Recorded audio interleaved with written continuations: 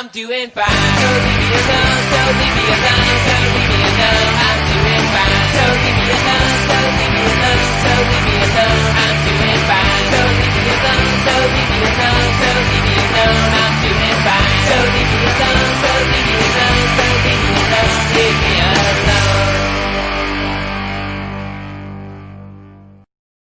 Zach Burns, Terry Holloman, it's Anarchist Jurisdiction. The last photo, Terry, in case you were wondering why there was a bunch of photos of us as kids, which I hope everyone realizes that's what it is. Some with our brothers, some with Muhammad Ali. The last photo in the opening montage, if you're just listening to this on a podcast, we do have this video component that opens the show with that Groovy Ghoulie song. Is my Uncle Dale. Yeah. I remember saying something about that. Yeah, he is. He sells RVs in Saskatchewan. And please, before you go any further, can you please describe Saskatchewan to those of us who are unfamiliar with that part of Canada? Yeah, the prairie land of Canada. All right, it's changed a bit, and if I were part of their tourism board, that would be a difficult job because I don't know what you say to bring people to Saskatchewan. I love it, but it's because I have family there and sentimentality. But and it's changed. But when I used to go there like 5 or 6 years ago, so we live in the Seattle market, Terry. So when Seattle stops, like most big cities, like I can't think of a big city that I lived in that is not like this. The sprawl begins. Seattle turns into Everett, turns into SeaTac, and eventually your neck of the woods in Snohomish. Right. Saskatchewan and their big city being Saskatoon. When the city limits ended, the corn and the wheat began. Like you could step outside the city and bam, you've left Saskatoon. You're right in farmland, and I love the small towns in Saskatchewan, just because like there's not really this sense of being a townie there. And if you know what a townie is, it's like someone who probably wanted to leave, but like never did enough for themselves to actually get out of the town they grew up in. Right. There's this little town called Wakaw in Wakaw. My uncle Zenovi will chastise me. I have an uncle Zenovi, if I say it incorrectly. And I remember he took us just kind of on this tour of the Canadian, wheatlands as they are. And you just see this most Americans just don't have this concept of space. Like Canada is just so vast. So you travel for miles and miles and miles through farmland. And then all of a sudden there's this little town. And what I love about the little town is they all have like little newsletters. Like with the front page story is someone adopted a puppy, or there's a bake sale on Saturday. Like there's just such a beauty it's so to homey. It's like literally like Little House on the Prairie. Like Laura Ingalls type things going down. Not there. Because I lived in small towns in the United States. There's nothing. They're always kind of defined by their proximity to the nearest city or the nearest major metropolitan area. Right. In Saskatchewan, it's just like, no, this is where it is. And as much as I love big city life, like I've lived in cities pretty much at this point since I was 22, 23, I also do adore that everybody's up in everybody else's business. You see the same people every day. You actually, greet each other. You take pleasure in these small little activities like a softball league or something. Like here, in Seattle, it's like, you need something massive for the city to kind of come together and enjoy themselves, like a Super Bowl win, or eventually, not in our lifetimes, but eventually, a Mariners playoff appearance. Oh, wow. Someday. You really put it out there. But there it's like a dinner special. Like, and then everybody comes out. Wednesday roast beef night at Billy's. Yeah, exactly. Billy's Tavern. And then the other great thing that I love, and all Canadians that know exactly what I'm talking about, but it's all these small towns have hotels. But the primary function of the hotel isn't the hotel, it's the bar. And they rarely have a name. They're just called bar. And it's like the one bar in the entire town, and besides You guys City want to go to the Hall. bar this weekend? It's the bar. There's bar. not a second bar, and none of these small towns are big enough to court any sort of chain restaurants. So there's no Applebee's, there's no Chili's or TGI Fridays. But I love that just as much. I remember the last time that I was in Saskatoon was probably like, it's been a while now. It's probably been like 8 years, right? And Saskatoon does have 6 or 7 bars. And we were at one, and we wanted to get an Amstel Light. I was really into Amstel Light at that point for some reason. And the bartender was like, "No, we're not a big enough market. Yes. Not a big enough market." I noted for Amstel. You listen. You can get a Labatt's. Yeah, exactly. Molson, maybe. Yeah, like you don't order by brand in these small towns. You just tell them like what sort of, and I doubt many of them have like IPAs or stouts. No. So you're just like light beer, regular beer. That's it. And then they just have one option for each. But I love that. I think that's great. And Canadian life sure sounds great right now. Man, I've really looked into it a couple of times on what it would actually take to reestablish my citizenship in the country. It's a stretch. I'll sponsor you. I'm a dually. I can sponsor you. I don't know how far that goes.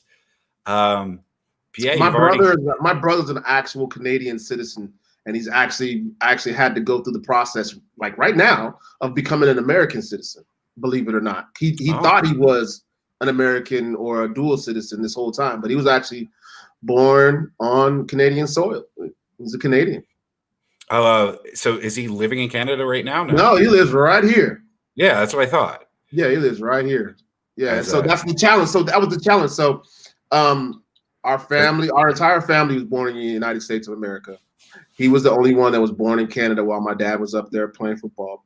And so, of course, we moved back to the United States years and years and years ago. And when he was a child, like 8, 9 years old. And all of a sudden now he's damn near 40, and they're like, yeah, you could get deported.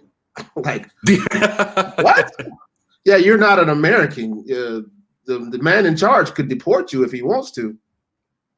So now he's in the process of doing that. I don't know if I just bratted my brother out and ICE is now looking for him, but shit. I mean, that's I've yet to see one Canadian get deported. Because Bieber would have been gone a long time ago. The black Canadian. Let there be a Mexican Canadian. They're gonna send his ass arriba back up across the northern border. Underlay. I'm so glad we have this Canadian connection. That you do understand some of the last time I was there, and it's the reason that I love being American is that for good or for bad, we're at the center of whatever shitstorm the world is going through. Like, and I love that relevancy, right? And I would hate to live in most years in a nation that is so utterly irrelevant, except when it comes to Olympic gold medal hockey or something. Listen, though, but here though, I mean, Zach, I get what you're saying, but let's just remember that we are in 2020 right now. Like I said, not this year as much. Yeah, I was about to say, aren't there some days where you just sit around and be like, damn, I wish there was absolutely nothing going on right now. Yes. Like, I wish there's no troubles. No other countries hated me. I didn't hate any other countries. Yeah. There was no travel ban. I could go wherever I wanted and people could come and go and please as they want in my country. We're pretty cool, passively aggressive, and we got good beer. Yeah, they do. I mean Molson is a solid, Molson compared to Budweiser, which isn't even American owned, but is like your go-to American beer, or Coors Banquet Hall, whatever. Molson's a major upgrade. And there's a Canadian Molson and an American Molson. Like they're made differently. Yeah, and you have the different ones. Yeah, for sure. But last time I was there, and this was like an example of why I couldn't do it. American Idol here was a major show for a long time. And I know it's still on the air, but it's not reproducing stars anymore. And then Canada always has its own version of things. So they had Canadian Idol, which was like the saddest show I ever watched because at best, you're going to have like a 6-city tour that ends up in Hamilton.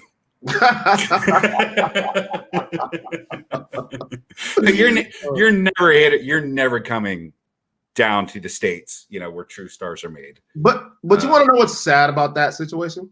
I mean, and it's I think it's because, for so many years, America has been the gold standard as far as the entertainment industry, movies, music, television, you name it, right? And so that was where people came to really, cut their teeth and where they made it at. But if you think about our entertainment industry, the people who have been on the top of the charts for the past 2 decades, have been Canadians. Drake is a Canadian. Justin Bieber is a Canadian. What's her name? Shania Twain? Isn't she? No, that's not Shania Twain. Is it Shania Twain, the one that's from Ontario? I want to be her. Yeah, I mean, she dominated a decade for sure. Bieber's still pretty relevant. Yeah, there's lots of great talent that comes from Canada, but they have to establish themselves here. Like right. You were in Canada's SNL, and it's funny. I've told like everybody that, including Canadians, that you were in SCTV, which is the Canadian version of Saturday Night Live, where they did produce stars, Rick Moranis, John Candy, like we talked about last time, and you were in a sketch on that. But none of those people would have been known if they had stayed in Canada. Like Eugene Levy had to make his bones here as, again, Jason Biggs' dad before Schitt's Creek became this huge, phenomenal success. And Rick Moranis, like Ghostbusters isn't set in Toronto. It's New York. It's New York, right? Yeah. Which is really almost a comparable city, right? Like Toronto was a major. So that's the thing. So when of course, I was an American, moved to Canada. I got a chance to experience what Canadian life was like as a young person, and then I moved back to the United States as a relatively young person, in 5th grade, 6th grade, and people kind of thought we lived in igloos. Literally in Canada, like you lived in Canada, like what is there to do? Igloos and snow and all that. Yeah, there's lots of snow, but a city like Toronto, Edmonton, Vancouver, these are comparable to major cities down here in the United States. Like Toronto is like you went to New York. Like it's that kind of metropolitan type of city, that kind Toronto's of vibe. Massive. Yeah, you're talking about a population of like 3 to 4 million people. It's like it's a huge city, and Canada has some huge cities, but then it's got a lot of space in between. It does have a lot of space between. And I never fault anybody. Not so much this year, but in previous years, I've sparred with no matter what's happening in the United States. Whenever one of my Canadian relatives decided to have something to say about it, I'd be like, "Would you just shut up?" Like even if I agreed with them, I'd be like, I don't want your Canadian voice on this. But they often point out, like, we know a lot about your history and you don't know anything about ours, which is true, because what is there to know? We have July 4th, right? Which is our Independence Day when we fight the aliens. And then they have July the 1st, which is a comparable holiday, except it's when they redeclare their dependence to the Queen and England. Like the Queen, they're obviously not under they're not under the power of England and the monarchy or anymore, because nobody really is except for the UK. But they're still they're still happy to have the Queen on the money. They're still happy to spell English words the way the England spelled it. The U. It's this stupid U that they put into everything. Yeah. And then sometimes an S instead of a Z. Z, you mean a Z. A Z, yeah. And then they spell Czech like the French do, though. They do, yeah. Czech. Let's give everyone like a little bit of a. So if you want to know a couple of things about our great brethren to the north, if you think everything is harmonious in Canada, it's certainly more the case than it is here, where we have several warring regions, even within one state, even within one county. I mean, you look at where we live in our anarchist jurisdiction. In King County, there's there's cities within King County that absolutely despise each other. And then we have the Northwest, the Northeast, the South, the Southwest, and nobody really gets along.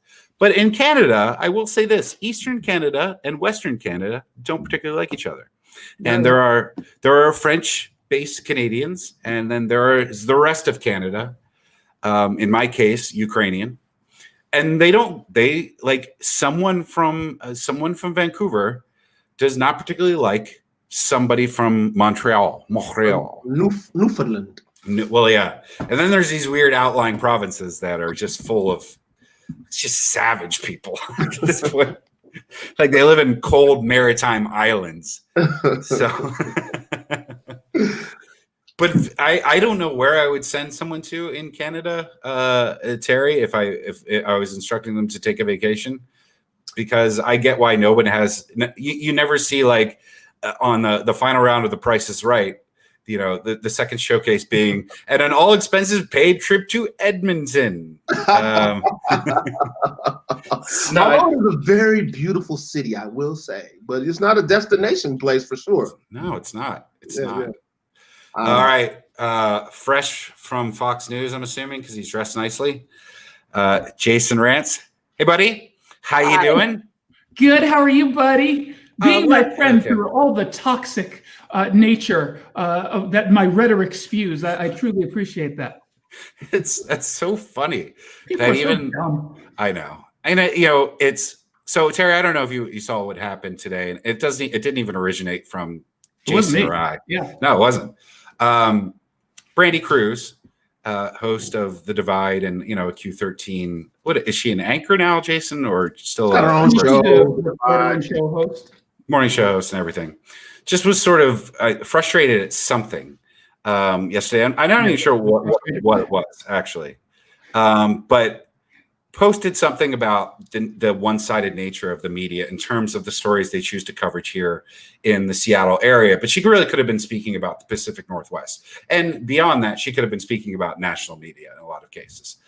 That they choose to focus on stories either demonizing right-leaning people or applauding left-leaning people, even in an apologetic fashion, and then got into it with Sydney Brownstone, who I actually think is a great journalist. Was surprised. I think that Sydney Brownstone, who I did work with at KUOW, was frustrated that she thought Brandy was painting all reporters in the local region with the same. Which she wasn't. She wasn't, no. But you could, and she reworded her tweet. This is, of course, Terry, all happened on Twitter. These aren't real world conversations. You don't talk to people in real life. Exactly. Who does that? So then Brandy started talking about this media club in Seattle where you're like in the cool kids table or you're not.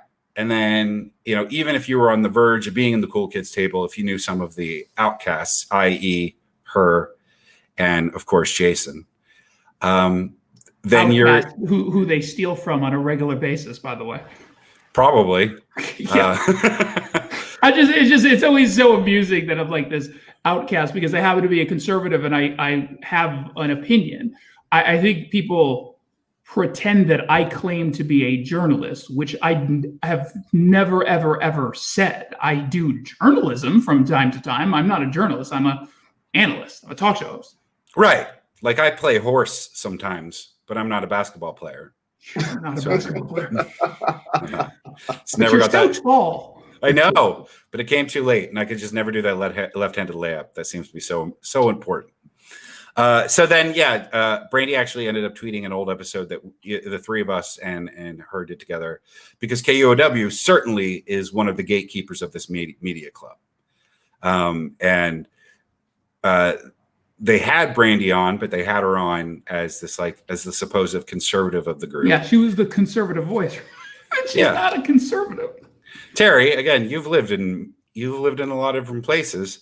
Does Brandy Cruz strike you as this arch conservative? Like it's funny you say that because I've actually had people try to convince me of such. Like when Brandy and I will we'll have dialogue back and forth on Twitter or wherever it might be, and people would say, "Why are you talking to Brandy Cruz? She's on the other side." I'm like, right. First of all, even if she was on the other side, There's no law that says I can't talk to her, and Yes. there's no that law that says that I should be a reason to talk to her if that were the case. Yeah, I mean, and on top of it, she's my friend before I even know any of her political stances or what she leans towards anyway. That's first and foremost. Secondly, I've always thought that she was someone who tried to be as fair and as balanced as possible. From the very first time I met her at Cairo, I just thought that she was much more mature than her age belied. And I thought she always really took both sides of an argument and made her own judgment. But that's why she is part of why she's perceived as a conservative. And I think her point about media here in general is that they do take sides. They can pretend all they want that they don't, but the way that stories are framed usually are framed for a left-wing or left-leaning audience. And from a business perspective, I understand, for example, why the Seattle Times would want to do that, right? They're talking to an audience that is primarily progressive, certainly liberal, not conservative. And so to frame it in a way in a medium that is not doing very well, to garner as much attention from a business perspective makes sense. KUOW makes sense. Again, they're not looking to talk to a conservative mom who lives in Sultan. They don't care about anyone really outside of the Seattle area that doesn't live in their bubble. And when you've got that bubble in a market like this, which is a large bubble ideologically, you play to it. I think what she was annoyed with, and it's the same thing I usually get annoyed with too. Stop pretending that you're not a left-leaning, at the bare minimum, journalist.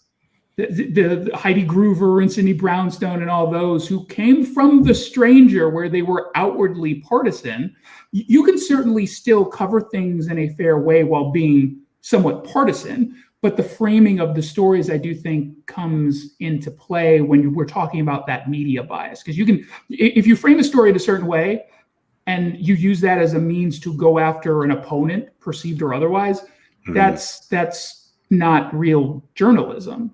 To me, or it is just, again, don't pretend that you're doing something else.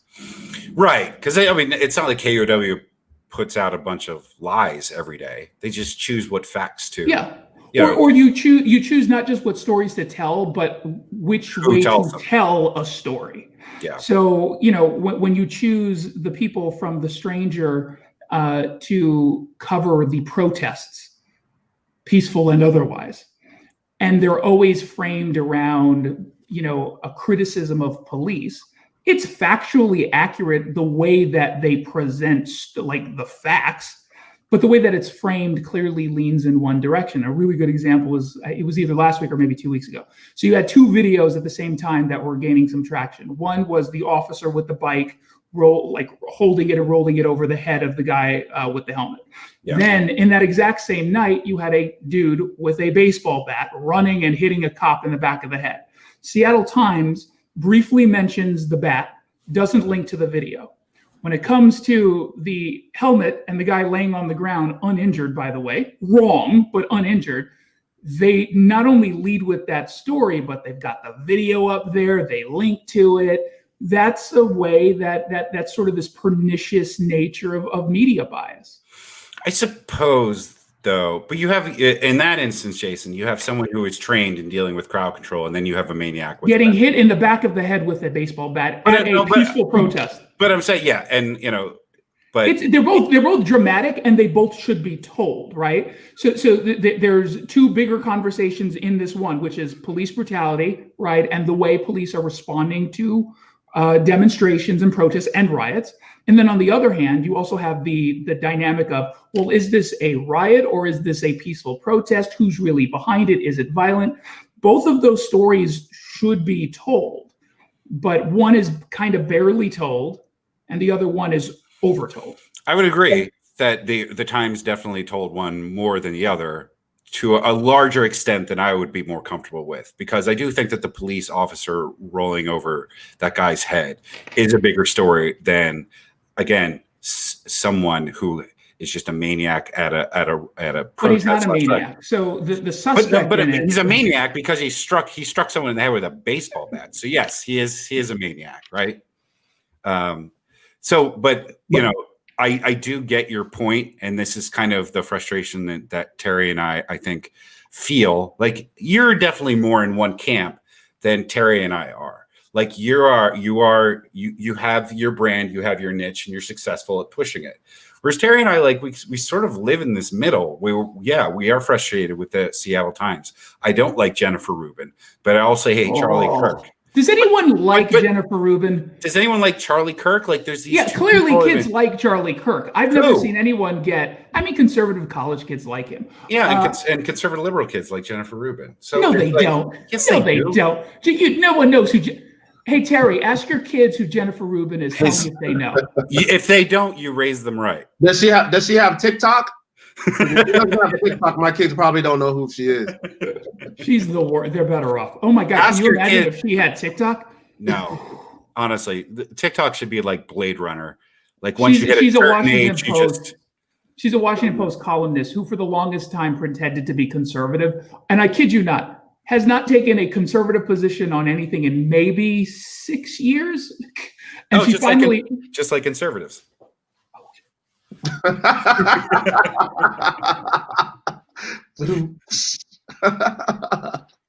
Oh, you tried. I did. I give you that. Yeah, thank you. We had this another day. We saw the president leave the hospital, and Terry, I don't know what you've been seeing on Twitter, but I've been seeing a lot of people who've said a lot of. Listen, I'm not a whataboutist or anything like that, but hypocrisy is something that we can all claim about each other now. When something bad happens to someone we don't like, there's some sort of celebration, and when something good happens. So can I push back on that just briefly, though? Okay. And it's a recent example. And there's always going to be outliers on both sides. There's no doubt about it. I think the question is, when we look at something like this, is there sort of this massive element to the criticism or the mocking, whatever it is? When Ruth Bader Ginsburg died, I didn't see anything beyond, and you can call this a little distasteful, excitement that you get to fill the seat. But did you really see on the right people like mocking her death in a meaningful way? Check marks. Yeah, certainly. And that's by the way how I define whether or not there's a bigger movement where the so-called legitimate Twitter users, not just the trolls who have got 12 accounts, who are engaged in. I had a check mark once, and I feel like you just got a little bit personal. All right, I had one. You also used to have like 20,000 followers until they realized they were all purchased. A lot of them turned out to be Russian bots. Everybody lost a lot of followers. Almost all of them. Yeah. but I seriously, I don't, and I defy you guys to find checkmark folks on the right that celebrate, like, yeah, she died, she deserved it. Like, none of that happened. But it certainly happened in the past. So I give you that. I totally give you that. However, the most recent example that's comparable, and obviously not a death, but like we just didn't do that. Well, I think Ruth Bader Ginsburg was pretty widely respected by both sides of the aisle. No, she was no. So yes, maybe respected. Yes. I saw someone. I saw someone who actually holds office say that, you know, her death, you know, it shouldn't be celebrated because of the 40 million kids that she killed because of her. Like I said, you're going to get some of that. I just didn't see but we clearly didn't have an overwhelming number of people doing that. I remember this mostly because I noted it. Like, oh, that is kind of interesting that this, for whatever reason, because we're dealing with the most, divisive times. Twitter is a dumpster fire of a website. And I was like, oh, it is actually kind of nice that people aren't really doing that. It was a moment. But let me ask both of you, because I would never go on and be like, you know what, I hope anyone dies from anything. It just there's no joy in posting that for me. I have two people on my list, and that's it. That is true. Because Haley Joel Osment, when your day comes, he sees dead people. I'd like to see you. No, I'm kidding. I had to see Pay It Forward in the theater. But making jokes about the him getting diagnosed with COVID-19, I think is totally appropriate. And just beyond that, necessary. Like to not be able to laugh at that. Again, there's a difference between a joke, and this is what a lot of people who say racist stuff don't realize. They just say racist stuff and think that's, well, why can't I say it? And then they see jokes about racism and be like, well, that person said that. Because there's a difference there. There's a difference in intent, and there's a difference in outcome and quality. If there was like 20 jokes about Trump's diagnosis on Friday that made me just absolutely cackle. And it doesn't mean that I wanted him to succumb from the disease, because that would have been terrible for the nation. It truly would have. But it is something that we absolutely should be able to joke about. And this used to be I mean, yes, right. You've got the right to joke about it. And I do think that there should be, and I'm pretty consistent on this, I don't think there's anything that you should, quote unquote, shouldn't or can't joke about. I do think that there are certain ways that people talk that's not a joke, and we should separate the two. When something's very clearly a joke, funny or not, mean or not, is different than, I forget her name, the former spokesperson for Hillary in 2016. I hope he dies. Like, okay, that's not a joke. Not really a joke. This is not a joke at all, right? And so that's the kind of stuff, at least that and to be fair, other people on the right will say none of this is acceptable. I disagree. I wouldn't do it, but I separate jokes and comedy versus just a mean-spirited political statement.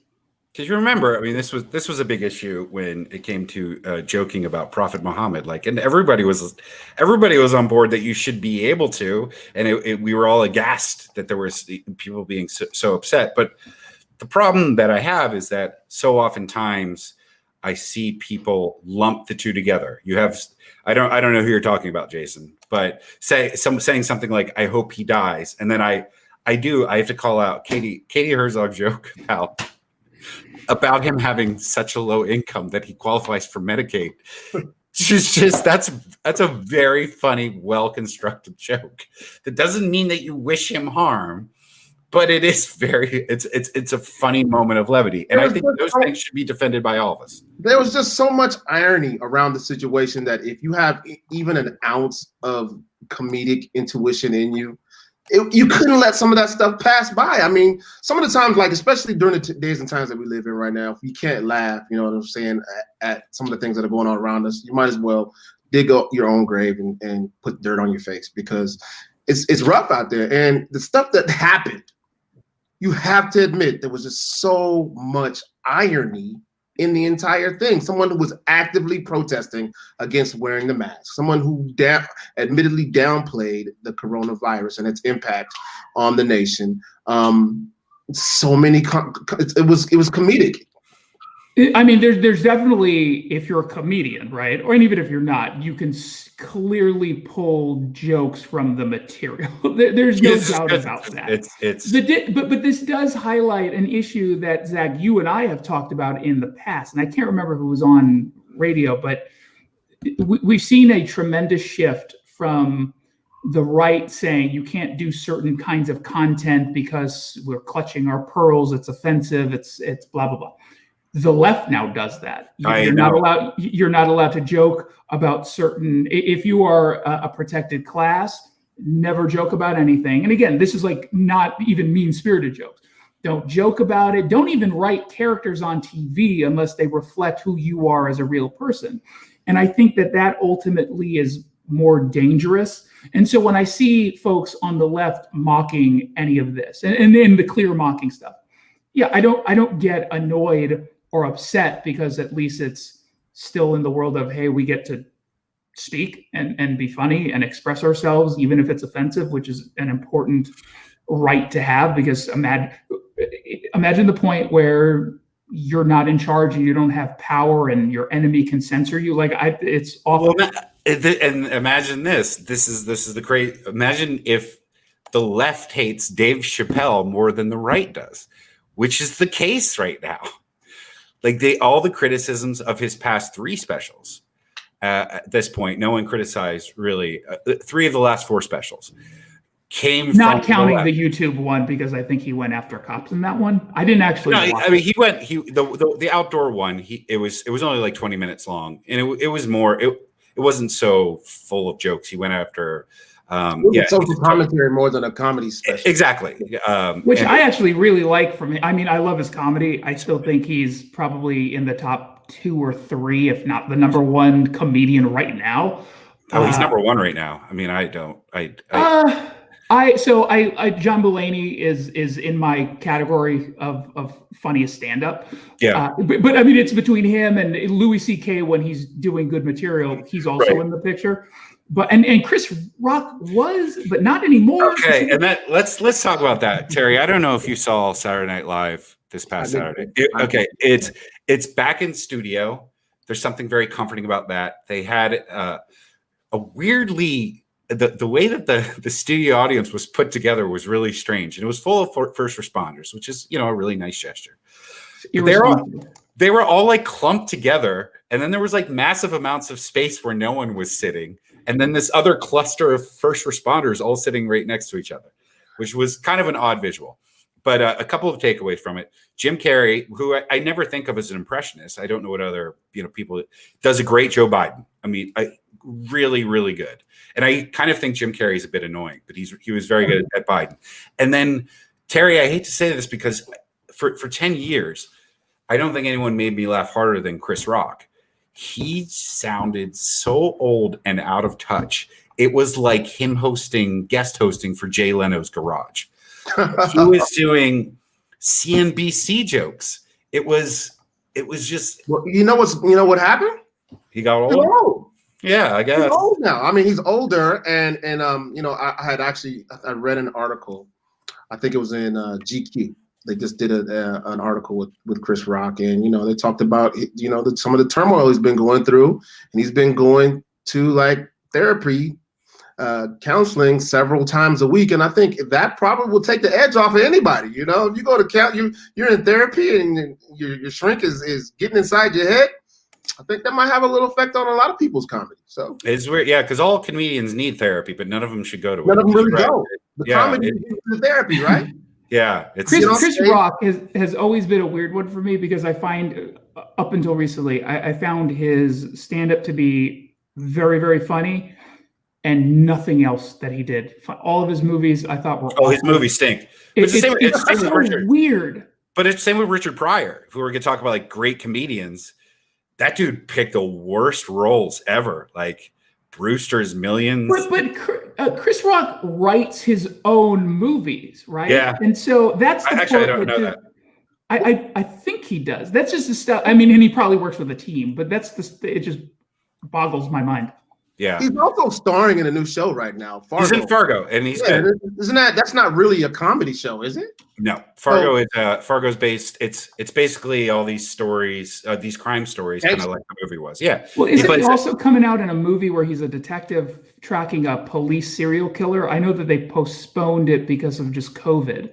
Right. But he's and it's like the new Saw film, Saw 12 or whatever. Fantastic. Come on. Yeah, I'm fine because again, if you're not going to be funny, okay, do dramatic acting. If you could do that, go for it. Maybe that's the frame of mind he's in right now. Maybe he's turning the corner. Maybe he's doing the good old Eddie Murphy. Eddie Murphy had to go from the edgy comedian to everybody's dad, and he made that switch. How bad? I mean, I'm sure that he made twice as much money since he started doing with the clumps and But how much do you miss the guy that actually tried to make grown-ups laugh? Oh man, I thought about him today. I thought about the old Eddie Murphy Raw in the red leather suit. Where you could still, you could get away with wearing an entire outfit made out of leather with your chest hairs exposed. It was sort of a bummer to see, because you're right. He's just gotten older, and it's the same with most great comedians. Dave Chappelle, I'm not sure how close he is in age relative to Chris Rock, is a rarity. As you get older, your comedy wanes, just like everything else. Right. Chris Rock is 55 years old. He's only 55. He has no excuse. And Eddie Murphy is 59. Eddie Murphy did it for a reason, for the cash. Like he just, but Dave Chappelle, by the way, 47. Just throwing that out there. Think about this though. I don't know how many of you remember Howie Mandel when he was a real comedian back in the day. He was edgy. he used to say some pretty controversial, edgy crap. Yeah. Now look at him. Yeah, he's hosts America's Got Talent or some shit. Well, there is at some point, like it just financially very makes easily makes the sense. Yeah. And you know, especially there's nothing edgy about Howie Mandel right now, even if you ignore all the fun stuff he's done or the family friendly stuff.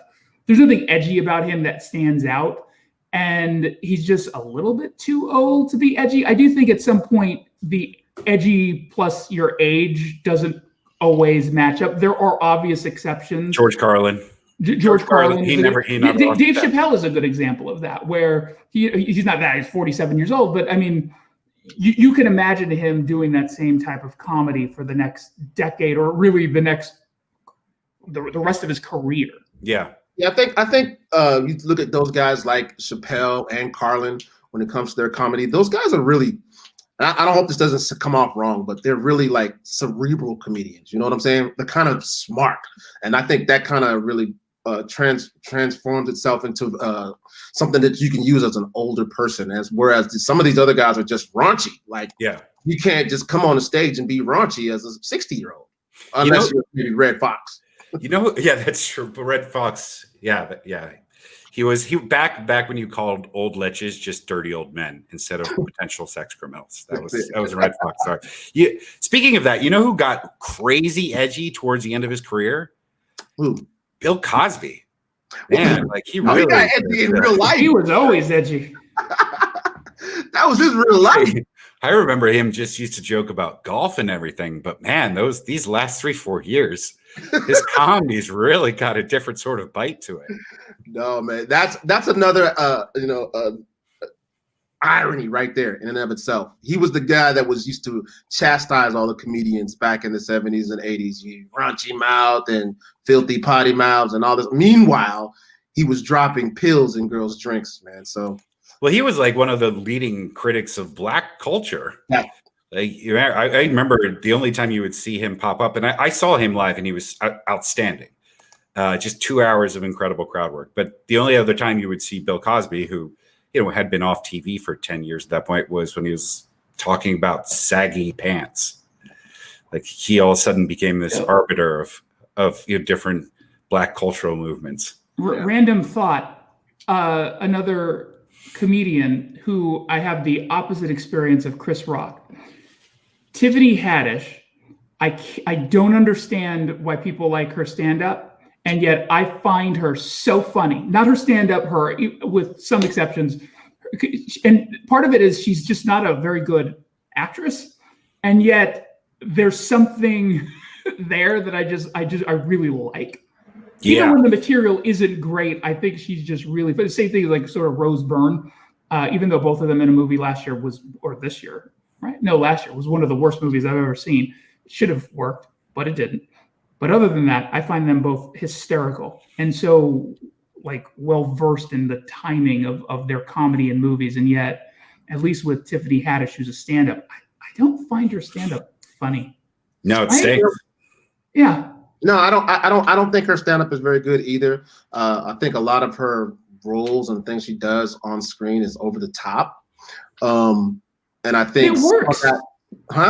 I think it works. And that's why I said I think it kind of worked, especially in the beginning, because when she was a new face and a new name, people were like, "Oh, there's this new chick named Tiffany Haddish," and she just things that come out of her mouth is just a crazy, like you wouldn't expect it. And so I think that part of it worked for her. But I mean, I don't know if that translates into a long-term comedy career, or if she's going to be the flavor of the month, or what the deal is. I think she's got some staying power. She's like kind of like Tracy Morgan in that regard. Like I don't know if either of you ever seen Tracy Morgan do stand-up. That's racist. It's just because they're Black. You don't have to do that. No, it's just because who's actually a really good. Again, not necessarily stand-up, but a good sort of comparison is what's her name from Mike and Molly. Melissa McCarthy. Melissa McCarthy there's just something unique she's in hysterical. That, and she's a funny on-camera personality. I just watched Bridesmaids 2 nights ago. She's unbelievably funny in that. And even the movies that stink that she's in, she's still very funny. But I don't know if she was ever a stand-up. I don't know, but she's certainly known as a comedic actress who you wouldn't really expect from like a sitcom to be this kind of forceful comedic movie star, and I think she is. Yeah, So she's definitely a star. the thing about Tiffany Haddish and Melissa McCarthy, here's the thing though. You can almost imagine the role that either one of those ladies would be in. Like if you had to put her in a movie, you know what you're going to expect from her. Is she going to meander from here to there and be, like the way Eddie Murphy did early in his career? He went from 48 Hours to Trading Places to, different characters, different roles, and we're not expecting the same thing from him every single time. Ironically, and I didn't see this movie because I didn't find it appealing. They were both in a dramatic mafia wife movie called The Kitchen, and it was last year, and it was with also the woman from The Handmaid's Tale, whose name I can't Elizabeth remember. Moss. Yes, I didn't actually see it, but it does seem like at least it wasn't good. I doubt it, but it was noble. It was noble. But it's something different, and when you see an actress or an actor doing something like that, that's very clearly playing against type. My assumption is they're curious to see if they could make that work. Chris Rock is doing it right now with Fargo. But how many actors ever play against type? Even Jack Nicholson played the same character for his entire career. There was never a role where Leonardo DiCaprio, to me, is the same person. He was the same in Gatsby. He's Gilbert Grape. Okay, we all know what he was going for. You take that one role. But he was the same as Howard Hughes as he was the Great Gatsby to me. And I think the same as the Wolf of Wall Street. You're nuts with him, I think. Denzel is a good. Well, no, he's not. I think he's the same. Absolutely not. Because even in Training Day, when he's the most treacherous cop, I left. I was like, you know what? Denzel was still the most honorable person in that movie. And Ethan Hawke. No, he was not. He wasn't. But just because of the way he presents himself, like he just. No, I think Denzel Washington definitely has range. I think Leonardo DiCaprio has range. I think there's clearly more people who don't than do. Yeah. Who do you think has the most range? I mean, you're going to laugh at this. I think Tom Cruise is one of the few actors, and Leonardo DiCaprio too, in where when they're in any movie, I forget that they're Tom Cruise and Leonardo DiCaprio. And part of it is because some of the movies, like with Tom Cruise, he'll choose action movies, for example. And so you're kind of forced into that. But I never think, oh, that's Tom Cruise in another movie. And he also, even though he doesn't do it all that much, certainly not anymore, he also has tremendous range. Brad Pitt, sorta, but he still plays like the cool George Clooney. Doesn't have any range. I don't think he plays the same character over and over again. I thought Jennifer Aniston, actually, I think she has pretty good range if she would actually do more projects. Maybe. Yeah, I think Denzel is top for me when it comes to range. You think, I think at I always forget who he is. Training Day, he was a thugged out cop. You look at Glory, he was a runaway slave that was now in the Union Army. I think he has a tremendous range. Book of Eli. I think that he was blind. Yeah, exactly. Devil in a Blue Dress. There's so many different movies, but another one that I think we probably skipped over, in my opinion, that's right up there. It's Tom Hanks. Yeah. Nope. I see him in every movie. I can't stand the love affair with all of his stuff, where some of it is just mediocre. The Mr. Rogers movie sucked, and yes, it sucked. Forrest Gump is the most overrated movie in the history of movies. That is a point of consensus. He was brilliant in Captain Phillips. I thought he was very good, especially at the end where he just breaks down. But he's to me, again, likable. 100%, very likable person. His movies, not so much. I think that I like his Money Pit, Bachelor Party, Joe versus the Volcano, Big era a lot better than I like. If I get AIDS, I win an Oscar type career that he's had since Philadelphia. And I will agree with you, Jason. And I feel like this is what makes us probably bad people. I hate Forrest Gump with the passion of 1,000. Oh, you guys are terrible people, man. It's You guys awful. are horrible humans, man. How could you not like the story? Because it's not good. Because it's not entertaining. No. Because it feels weirdly exploitative. It is Because it's not life. Because one thing, no one quotes their mom. And I don't even text my mom. Jason isn't spoken Like I said, and you two are evil. But imagine, like my mom used to say, who's ever said that? I've had some idiot friends that say, like, well, my grandma used to say, early bird gets the worm. Like, no, stupid. That's just an old saying you heard your grandma say once. But life is like a box of chocolates. You never know what you're going to get, which one thing is not prescient. Not true. It's fiction. Okay. It's a work of fiction. When you open the box, dum-dums, it tells you underneath in a image that literally says this shape with this part on top of it, it's coconut. Chocolate does? Poor people's chocolate don't say that. You just does. Yeah. Well, poor people's chocolate is all the same piece. It's just Hershey's and those old stale Hershey bars. The one you don't want, you like. You just get repackaged Hershey's Kisses. Yeah. You open it up and put it back together. I didn't get that one. And then Jenny in that movie just treats him like trash the entire time. Like and yet we're still supposed to care that she dies. And I couldn't stand that movie. I think the only movie experience that I hate more that in theater experience is probably The Rock for different reasons. But I disagree. I love The Rock. Even when the movies kind of suck, I like him, with the exception of Rampage, which just is a piece of garbage film. Are we talking about? And I'm not even calling it Are we talking about Nicolas Cage? No, The Rock.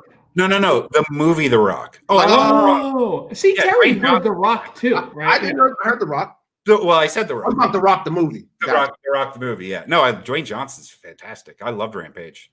The Rock is good. Nicolas Cage movies are good if you accept them for what they are. I can't think of I'm trying to think of a Nicolas Cage movie that I actually like. Like Leaving Las Vegas. Arizona. What was the movie where the port of New Orleans? No one saw that. Was a brilliant movie. Bad Lieutenant, Port of New Orleans. Yes, that's so good. Nicolas Cage is sort of like, and this is a weird thing for him, silently a good actor. It's when he's not silent where he's a bad actor. He's either getting nominated or going straight to video. Like there's no in between for him. There's never like a mediocre Nicolas Cage movie. He's either the worst or the best thing about whatever he's in. Like the image that always pops in my head when I think of Nicolas Cage is Face Off, and I'm just like, who came up with that concept? Face Off. That's a movie. They came up with the title first. I think they actually had the cast. Put an idea behind it. Like, how can we do this? Like, we like this. Is it going to be about hockey? No, people will expect that. Right. Yeah. Let's take it literally. We're taking your face off. But we can't have actors do a movie who are A-list stars paying them millions without a face. So, I know. Let's flip them around. Yeah. And then the best thing is John Travolta, and I don't know which character I hate, because actually I love that movie. It's a great bad movie. But his thing, and Terry, I don't know if you've ever done this to your wife, but if you did, you only did once. When he leaves the house, he just mushes his hand against her face as he's leaving. Even if you have like a face fetish, no one would be into that. No one would be away with that.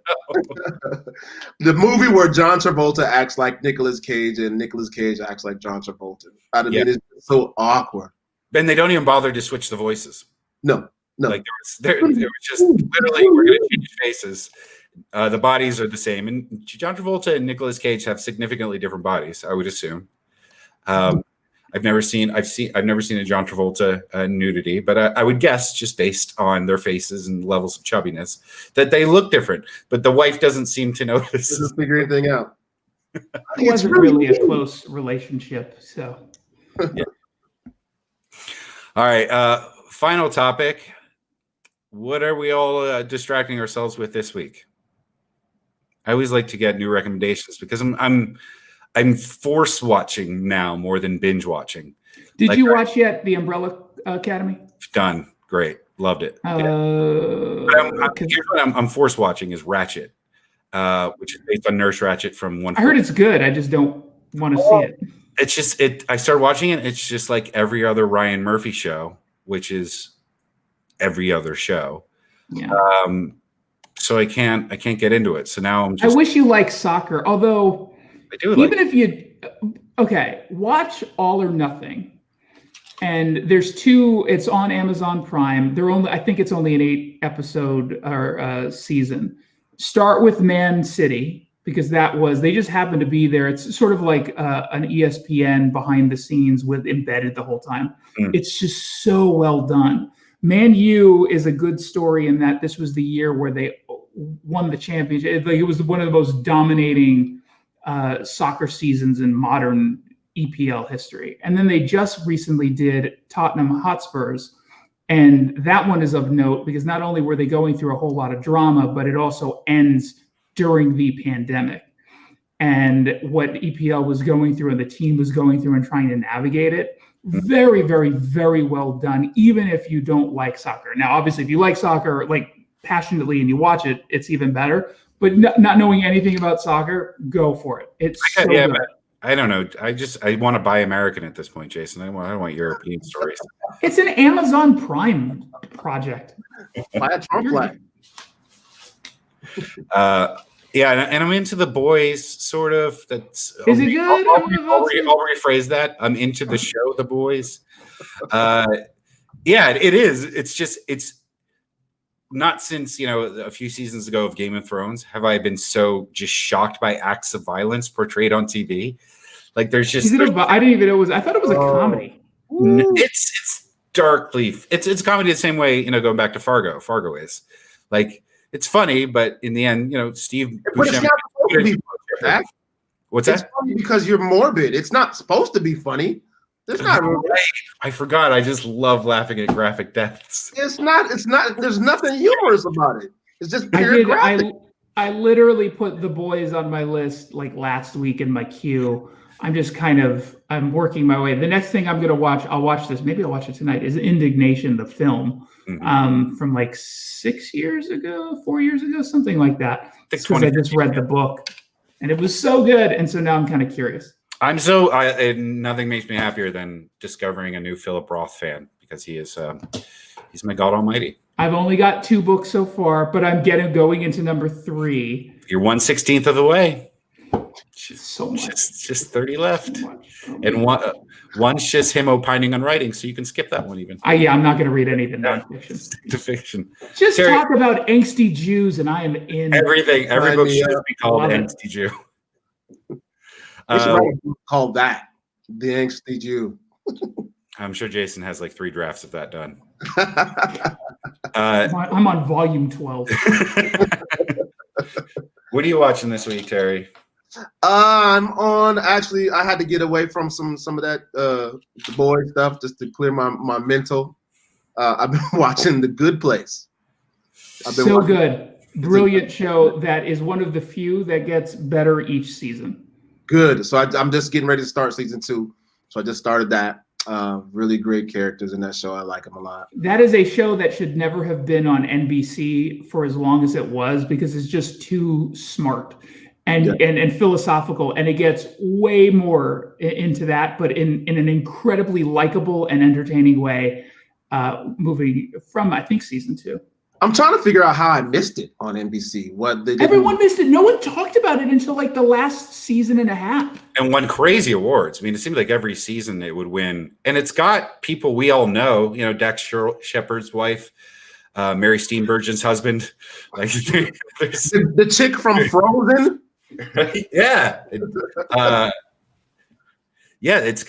had a big cast. It had nothing but critical acclaim and viewer acclaim, like people, but I never got into it either, Terry. I never heard anybody talk about it until just like recently, like within the last week. So I started watching. It was pretty good. Did you like season 1? Yeah, it was pretty good. Yeah, so it gets better. Wow. And and the only other, there are a few other shows that are just 100% better than the previous season the entire way. It's that, I think it's Schitt's Creek. Yeah. And with maybe one season exception, Veep. Okay. Yeah, and I just matter of fact, since you said that, I just started watching Schitt's Creek. I just started I've just finished season 1, so I'm about to start season 2. You like it?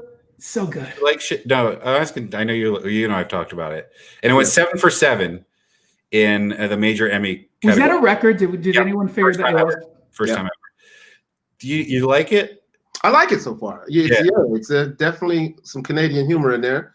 But it's good. It's a good storyline, good writing, good acting. I like all the characters. They're very unique. That's the thing, is that it is maybe the best character-driven sitcom I've ever seen. There's a lot of shows that are funny, and there's a lot of shows that are touching. Very few can mesh the two. And there's some like you get choked up moments in Schitt's Creek, almost as good as any drama I've ever seen. And with a couple exceptions, but very few, there's no real plot. No, nothing of like, we got a crazy scheme that we're going to try to do with it. Like, they don't do that. It's just like, this is life for these formerly rich people in Schitt's Creek. Yeah. The last couple seasons, they get into a lot more because stuff happens. I won't ruin it for you. But for the most part, it's just like, okay, this is just a day in the life or a week in the life of these crazy characters, but you just love each and every one of them. Basically it. Yeah. You just kind of see them have lunch. It's good, and that's exactly what I need right now. Yeah, and it's a great escapist show. Probably, like I said, top 3 sitcoms at the very least that I've ever seen. And then I've been rewatching Seinfeld. There's just because I want to revisit it every few years and see what is no longer timeless in terms of the jokes, and it never loses anything. It's again, the sets become outdated. Obviously, the costume design was designated for a certain era, and it's disastrous. But in terms of the wit, like I can't name any other show that you could pluck from 20 years ago that would stand up as much as Seinfeld has. I'm about to watch it again. Let me take that back. I have to watch it for the first time. I wasn't one of the people that religiously watched it in the 90s. And nobody did till the end. Like I most of my Seinfeld consumption has been from reruns because it's on 18 times a day on 7 different networks. Like you could probably watch all 280 episodes in about 3 weeks without buying any sort of DVDs or subscribing to any sort of on-demand services. But it's fantastic. And Jerry Seinfeld is the worst actor to ever portray a lead on a show that won that many Emmys, but it somehow all works. And every time Kramer comes into the damn apartment, it's funny. And I keep waiting for that to diminish, but it never actually does. Aaron Rupar from Fox News is starting to come after me. Tell me if you understand this. So I did Tucker Carlson. It was the last segment of the show, and it was on a story I did today of a Tacoma middle school teacher who kicked a kid out of the virtual class because after they asked, who do you admire? He said Trump. Then he lies about it with them, all this stuff. So they do a screenshot, and he tweets out the screenshot of me and Tucker, and it just says, kicked out of class for admiring the president. And the tweet just like, the most watched show on cable news. Am I being mocked? Because I'm getting a lot of tweets. I think that's probably not a mock. Well, Aaron Rupar is a pretty lefty, crazy person on Twitter. And so people are. There's a line I don't understand. Tell me if this makes sense, because you guys know. I think this is a football reference. Local Seattle guy Jason Rantz proving that we still have local DBs running around. No, that's not football. He just called you a douchebag. Yeah, he called you a douchebag. Oh, that's not like a left winger or something, like a left wing, like a defensive back, defender. That's yeah. Back. No, just not in that instance. No, I think I'm gonna go with sports. He thinks you're like Richard Sherman. I'm gonna retweet that. I mean, of most positions, not that you would be qualified for any of them, that would be the one you would be the least qualified for, probably. I mean, let's face it, you and I are both maybe field goal kickers. Just any position with no touching, we might be able to do. But yeah, defensive back wouldn't be something.